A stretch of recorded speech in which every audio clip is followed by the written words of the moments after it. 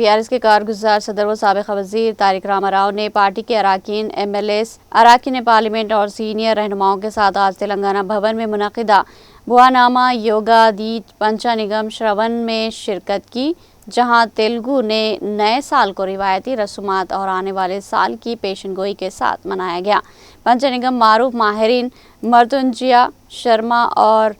پیندرا شرما نے پیش کیا، جنہوں نے آنے والے سال کے لیے ملا جلا منظرنامہ پیش کرتے ہوئے حکمرانی، معیشت اور زراعت میں مواقع اور چیلنجز دونوں کی نشاندہی کی۔ ان کی پیشن گوئی کے مطابق انتظامی کمزوریاں اور پالیسی کی خامیاں عوامی ناراضگی کو جنم دے سکتی ہے اور اپوزیشن کو مضبوط کر سکتی ہے، جبکہ تعلیمی پالیسی میں تبدیلی اور ان کے طلباء اور نوجوانوں کی روزگار پر ممکنہ اثرات بھی خدشات ظاہر کیے۔ انہوں نے مشاہدہ کیا کہ عوامی مسائل کو حل نہ کرنے کی صورت میں اپوزیشن ایک مضبوط متبادل کے طور پر ابھر سکتی ہے۔ تعلیمی پالیسی میں تبدیلیوں پر بھی تشویش ظاہر کی گئی، جو طلباء پر منفی اثر ڈال سکتی ہے، جبکہ خبردار کیا گیا کہ نوجوان گمراہ ہو سکتے ہیں۔ انہوں نے مزید کہا کہ اگر اصلاحی اقدامات نہ کیے گئے تو بے روزگاری میں اضافہ ہو سکتا ہے۔